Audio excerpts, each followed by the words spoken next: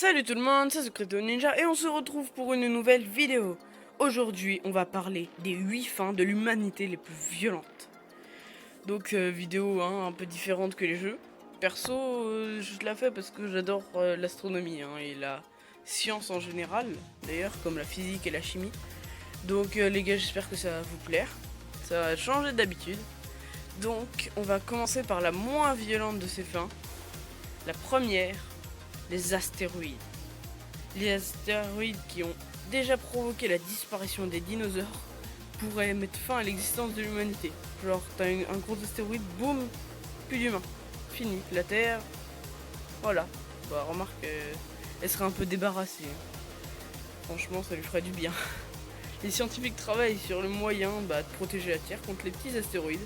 Par contre, pour les gros, ça va piquer. Ça va être plus difficile. Pour l'instant, on n'en a pas trouvé. Or, ils sont capables de rendre la Terre inhabitable.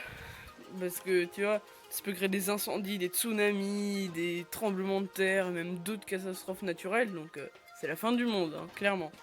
Les savants de la mission Gaïa, l'Observatoire spatial de l'Agence spatiale européenne, l'ESA, prédisent qu'un jour, une pluie d'astéroïdes et de comètes s'écrasera sur la Terre. En effet, dans 1,35 million d'années, l'étoile Gliese 710 de type naine orange passera tout près de notre système solaire. Dans son sillage, elle pourra entraîner une nuée de comètes en direction de la Terre. Donc genre, elle arrive, elle passe à côté, elle bombarde la Terre bien comme il faut. Parce que vous voyez, on n'a pas trop d'astéroïdes, parce que dans la ceinture d'astéroïdes qui est entre Mars et Jupiter, elle est plus stable grâce à Jupiter, parce que Jupiter, avec son attraction, bloque les astéroïdes pour pas qu'ils viennent vers le Soleil. Donc si par exemple pas Jupiter, les astéroïdes ils foncent sur nous quoi. Bah là c'est genre une étoile, un peu comme notre soleil, peut-être un peu plus petite. Donc qui s'appelle Gliese, qui passe dans le ciel et t'as plein d'astéroïdes qui viennent bombarder la Terre. Donc voilà. Pour l'instant ça c'est dans plus d'1 million d'années, mais ça peut piquer. Après, bien plus impressionnant, largement, c'est l'explosion du soleil. Le soleil, cette étoile naine et jaune âgée d'environ 4,57 milliards d'années, assure une vie assez confortable sur Terre. Mais son évolution risque de conduire à la disparition de la vie terrestre, voire même à la disparition de notre planète. T'imagines celui qui a créé la vie sur Terre, il va l'enlever un jour, il va tout détruire. Enfin, il n'y aura plus aucune vie un jour. C'est triste. Selon une étude de l'université britannique Nottingham Trent, le Soleil représente le plus grand danger pour la Terre. Il se dilatera dans quelques milliards d'années pour avoir un diamètre d'environ 100 fois supérieur à l'actuel. Donc le Soleil déjà qui est genre beaucoup plus gros que la Terre, il sera 100 fois plus gros que maintenant. Et ouais, ça pique. Il sera alors près de 2000 fois plus lumineux. Je peux te dire que là, tu dois être aveuglé tout le temps, même si je pense que quand il sera à cette taille, on sera plus là. Et émettra une quantité énorme de particules et de radiation. Ouais, on va se faire irradier, c'est foutu. Engendrant un vent solaire très fort qui ralentira la Terre. Quand même. Ouais, ça mettra plus 1 an pour faire le tour, mais plus d'un an. Genre, complètement déstabilisé, c'est n'importe quoi. La Terre deviendra d'abord un désert calciné et risque de disparaître à jamais en s'approchant trop près de l'étoile mourante. Et ouais, c'est ça la mort des étoiles. Elles grossissent comme des malades pour pas rétrécir. Après, si vous voulez, dans une autre vidéo, je vous expliquerai plus en détail pourquoi ça fait ça. Vous me dites, si vous aimez cette vidéo, vous me le dites en commentaire, vous pouvez liker, comme ça je vois. Parce que franchement, ça me fait trop plaisir ces vidéos. Mis à part ce danger éloigné, il faut se rappeler que le soleil crée des champs magnétiques très forts aussi. Les tempêtes solaires actuelles brouillent parfois les communications et ou provoquent des coupures d'électricité sur Terre. En cas d'une très intense activité solaire, les habitants de la Terre risquent de faire face à de nombreux problèmes. Genre, ça va, comment dire, il y a des, on va dire, il y a des points noirs sur le soleil. Je vais simplifier pour ceux qui connaissent. Je vais vraiment simplifier. Des fois, il y a des tempêtes solaires. Et si jamais s'ils pilent vers nous, Bah ça va nous arriver à la face, et d'ailleurs c'est des radiations comme ça qui font qu'il y a des aurores boréales. Et on les a que au nord, parce que c'est là où et au sud, je crois, parce que c'est là où le champ magnétique est le plus faible, parce que c'est les pôles. Vous voyez le champ magnétique, bah là vous verrez une photo, ça sort un peu en arrondi, mais bah il y a un petit trou quoi, en haut et en bas. Ensuite, troisième possibilité, destruction de la Terre par des flux de rayons cosmiques. Les faisceaux étroits d'énergie de nature explosive qui se forment dans l'espace en quelques secondes ou minutes lors des sursauts gamma peuvent endommager ou détruire la couche d'ozone de la Terre, laissant ses habitants sans défense contre le rayonnement solaire. Là aussi, on va se faire complètement irradier comme des gros malades. Alors tous ceux qui seront sous le trou de la couche d'ozone se feront irradier avec une dose si forte qu'ils mourront tous soit d'un cancer ou d'une autre maladie. D'après la théorie dominante, ces bouffées de photons gamma aboutiraient à la formation de trous noirs et d'étoiles à neutrons. L'étoile à neutrons, c'est encore plus concentré qu'une étoile blanche. Les trous noirs, bah, c'est le truc le plus concentré qui existe pour l'instant. Étoiles errantes. Les étoiles qui se déplacent à grande vitesse en direction de la Terre pourraient provoquer sa destruction. Heureusement, il faudra attendre des centaines de millions d'années avant qu'elles ne se rapprochent à distance dangereuse.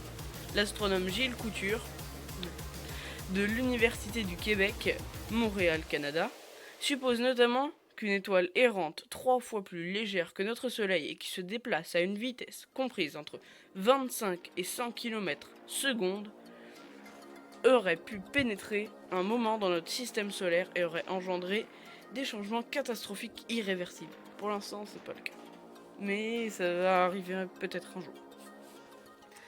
Maintenant, on entre dans un autre niveau, mais bien plus haut. Les collisions galactiques. Selon les astronomes, la Voie lactée, la galaxie qui contient notre système solaire, disparaîtra lors d'une explosion imminente à l'échelle astronomique, avec la galaxie d'Andromède. Dans les galaxies en interaction, les astronomes voient souvent des signes de formation intense d'étoiles et localisent les amas stellaires nouvellement formés. Cela pourrait aussi arriver au moment de l'apparition d'une galaxie après la fusion de la Voie lactée avec la galaxie d'Andromède.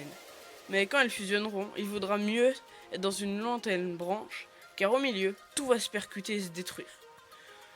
Nous, si on est dans une vague, on pourra admirer le spectacle, de loin, très très très loin. Genre on verra des belles explosions. Par contre, si on est dedans, on va se prendre des trucs sur la face. Hein. Sérieux, il va y avoir des milliers d'astéroïdes, d'autres planètes, des étoiles, enfin, on va se faire complètement déglinguer. Néanmoins, d'après les scientifiques, cet événement n'aura lieu que dans 4 ou 5 milliards d'années. Et c'est d'ailleurs grâce à ces événements comme ça, des événements comme celui-ci, que les galaxies sont énormes. Les galaxies ont toujours été énormes à l'échelle humaine, certes. Mais c'est grâce à la fusion de petites galaxies que des grosses sont apparues.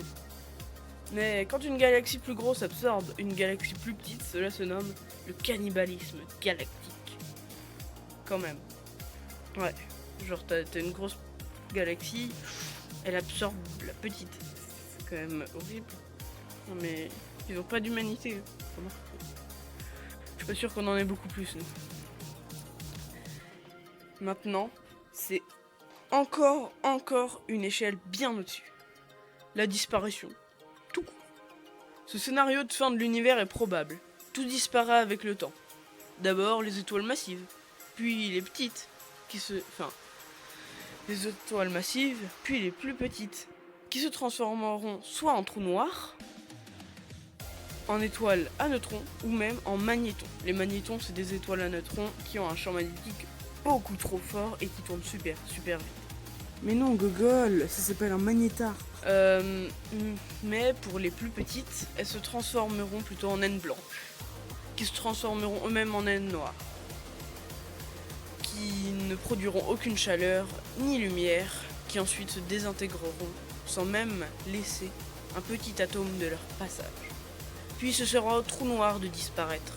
Ces êtres à la masse presque infinie, et alors même les particules disparaîtront. Il ne restera rien. Mais ne vous inquiétez pas, c'est dans des milliards, etc. Enfin, genre, je sais pas combien de milliards d'années. Donc on a le temps. C'est pépère. Maintenant, la dernière. Le Big Crunch. Pas les céréales. En cosmologie, le Big Crunch ou effondrement terminal est un des possibles destins de l'univers. Il désigne l'effondrement de l'univers, c'est-à-dire une phase de contraction faisant suite à la phase d'expansion. C'est donc en quelque sorte un Big Bang à l'enfer, qui consiste à ramener le cosmos à un point de singularité d'origine annulant l'espace et le temps. Pas mal, quand même. Genre il n'y a plus de temps, non, rien. Il n'y a plus rien du tout. L'espace et le temps, c'est un peu comme une grille qui peut se déformer. Bah là, il n'y a plus de tout. C'est vide. Ouais, quand même. Vers la fin de cet effondrement, l'univers atteint une densité et une température gigantesques. Déjà quand un trou noir c'est super dense, mais là si genre c'est tout est en un seul point. Tout l'univers en fait est en un seul point, bah genre c'est beaucoup plus dense. Il n'y a même pas de lumière. Ça absorbe. Ouais quand même. Tu vois, le trou noir c'est de la douille par rapport à ça.